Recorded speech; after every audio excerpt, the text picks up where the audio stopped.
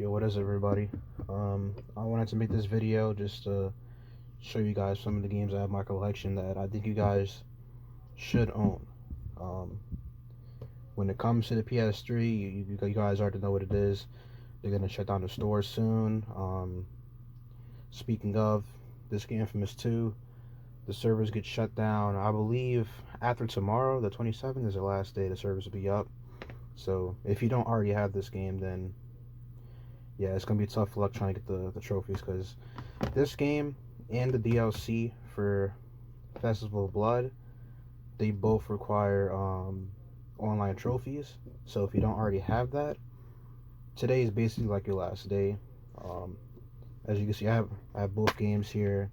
I recently got a PS3 back in, I want to say 2024, 2024, 2023, around that time, and I've been slowly like collecting games again because I've noticed that GameStop have started restocking when it comes to their retro games.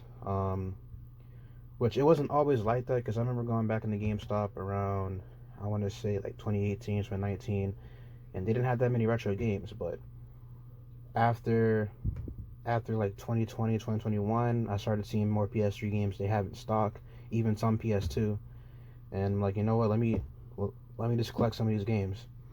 Because you never know if they go up in price, if you ever want to play them again.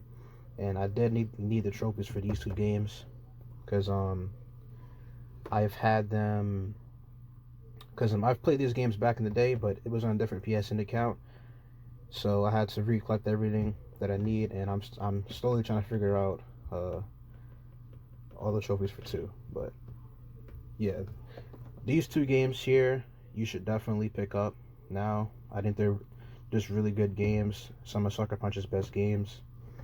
And they shouldn't be too expensive right now to pick up. And then next, I don't have a case for this right now. I'm trying to get a case, and I actually hate this edition of the game. Um, I like the first remastered for God of War 1 and 2. Um, the one where they have just the two games because it has its own artwork and has like both the artworks for both PS2 games. Whereas this, it just shows the God of War 3 box, which it's fine, but I would have just preferred having that disc. But definitely pick up this. All the God of War games are all great. Um, as far as trophies go, none of them have any online trophies except Ascension, which Ascension was a little tricky for me to get the trophy for.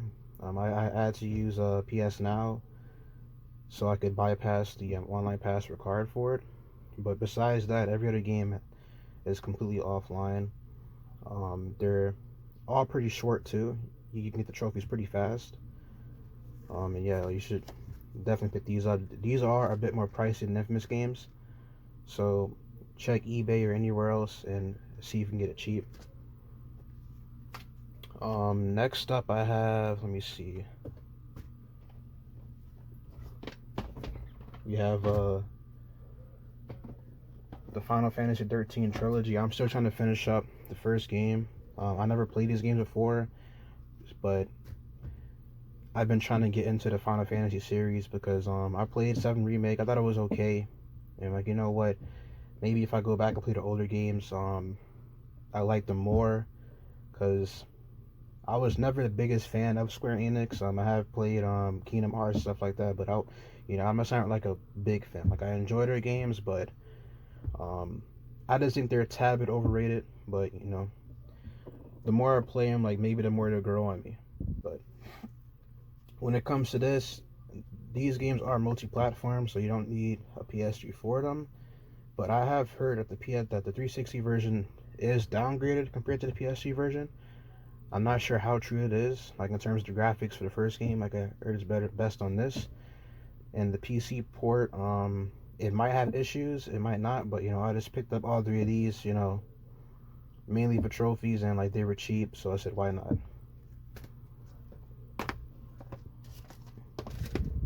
And then next up, I don't know why Rockstar didn't make a port for this to PS5 and well Xbox can play it, but For PS5, like they made a port for Red Dead for PS5, but not one for GTA 4, which it's kind of strange. But everyone should know, like it's a good game. Um, the PC port has issues. It is better now, but if you still want like all the old songs and like some of the physics and like some of the graphical details are missing from the PC version, and it's all still here in the PS3 version. So definitely pick those up. And the online is still it's not really active, but there's you can still find like one or two players on there. So the you can still try to get the trophies, but it's going to be really hard if you don't have like a dedicated partner or team to get it. Next up, Dante's Inferno. Just like another good hack and slash. If you like God of War, then like you should like this game. Um, it it isn't on PC. It's not on PS5. So the only way you're gonna be able to play this game is through backwards compatibility on Xbox or through PS3, which this is the version I got because you still got all the trophies. There is DLC for this game, but it's no longer listed. But apparently, the way for you to get it is you make a European account, um, and it's still on the store for that version of the game, but not for the American version. So you can make a European account, and then you can download it, and then you can switch to your American account and play it, and then earn trophies that way. But um, I'm not sure if it still works, but I will try it out in the future. And the next up, more of my favorite games, Dead Space 1, 2, and 3. Now, all three of these have PC ports, but I really hate them. Because for one, the first game has kind of funky mouse controls. There is a mod to fix it, but it's still pretty jank. And I also had a problem where I was playing on impossible mode, and my save file converted the impossible mode to like normal mode, and like that really just pissed me off because I wanted to do a full impossible mode playthrough, and it turns out I was probably playing like half the game on normal mode, and I didn't even realize. Um, it might have been a chapter. Alright, sorry about that, guys. I think my camera died, so I had to re-record everything. But yeah, back to it. Yeah. So with Dead Space 2, again, like none of these games are on PS5, PS4. This game does have a better PC port than the first one. But the main issue with the PC port is that it's just very bare bones. Like there's no cloud saves, there's no achievements on it. For some reason, all the DLC weapons are unlocked by default, which sounds like a good thing, but it just ruins the balance in the game because like all the extra items from the DLC are just overpowered and broken, and there's no way to disable them, so it just bloats the store up. And on top of that, the DLC never got released for PC, so the only way to play it is through emulation or the PS3, and I'm like, screw it, I'll just play it on PS3, you know. And then Dead Space 3. Now this game is I would actually not recommend getting a physical copy of this. I would actually recommend going to the PSN store and buying it because when it comes to this game, you need an online pass to play the online, and there's no way to buy the online pass. If you try clicking the link, the server for it is dead, I guess. So if you buy it digitally, it'll come with the online pass automatically, and then you'll be able to play online to get those trophies. It is a little hard to find a player, but I found a few players this year, and last year when I was trying to get the trophies, and I've managed to get all the trophies. But yeah, like if you want to earn all the trophies for this, you should probably start with this game first, just so you get all the online stuff out the way, and then you can focus on these two, because these two games don't have any online trophies. Two has multiplayer, but they were smart enough not to log any trophies behind it. So there's that. And then next, we have Killzone 2. Now, main reason I'm talking about this game, but like particularly, is because there is an actual way to play online with this game, even though the servers are technically shut down. And it's because I guess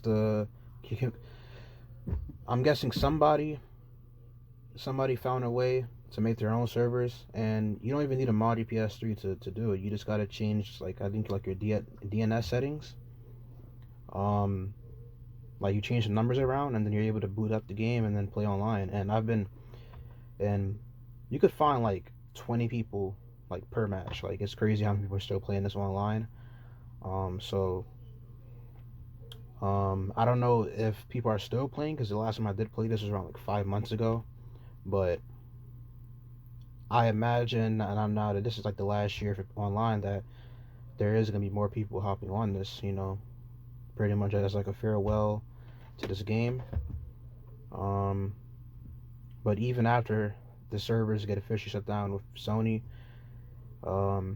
with the modding community, like, you never know what's gonna happen with that. But yeah, you should definitely pick this game up now.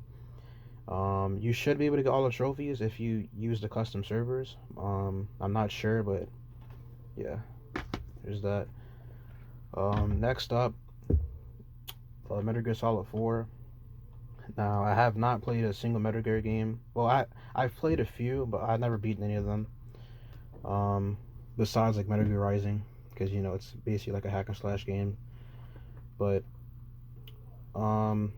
this game is no longer exclusive. It is getting a port. I'm not sure if it came out already or not, but there might still be some value of having it on PS3, because if they censor certain things, or if their master sucks, then there might still be some value in having the OG PSG copy. But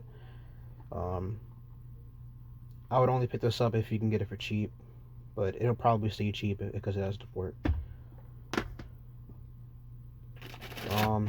The next one might be controversial, but I picked it up anyway, and that's the Silent Hill HD collection. Now, despite what people might say, like, people say like, oh, this version is complete garbage, it doesn't work, it's completely broken, and I just disagree. I played all the way through Silent Hill 2, and I've had like no real issues with it, like, besides maybe the frame rate, right? Like the frame rate when you're roaming around the town, like, it starts to chug, but there really isn't much going on, so like, it doesn't really affect the gameplay that much. So like, any time where the frame rate chugs, it doesn't really affect anything that you're doing in the game, because it's a pretty slow paced game. And on top of that, it does have full trophy support, which this is the only version, like, of the games that have any trophy support. So there's actual incentive to go for other endings, because going for some of these endings can be pretty time consuming and tedious, because you have to do like a specific task, and there's, I think, 6 different endings. So this is probably like the most fun version of the game you could play, just because you're hunting for trophies, and when you're hunting for trophies, you're pushed to do things that you wouldn't normally do in the game, which is the main reason I would go for them.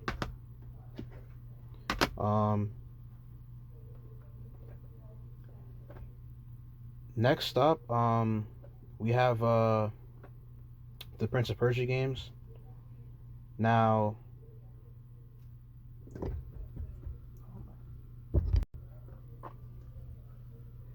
sorry about that, I had to cut the video again, but yeah, so for the last games up, we have the Prince of Persia games. For some reason, these games also aren't on current gen consoles. For some reason, they never decided to remaster them again.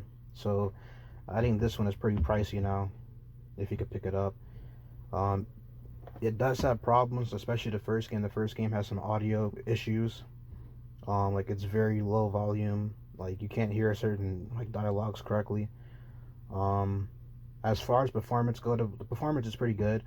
It's just those audio issues. And maybe like a few bugs, but I played through all three. I enjoy them. Um, the trophies are challenging to earn, but they're not too bad. It takes like a few playthroughs. It is one of those annoying games though where you have to play through the game multiple times to get difficulty trophies. Because it isn't like those games where if you play on hard, then you automatically unlock um, medium and easy. You have to play through the game multiple times just to get those trophies, which is annoying. But yeah, like definitely good games to pick up.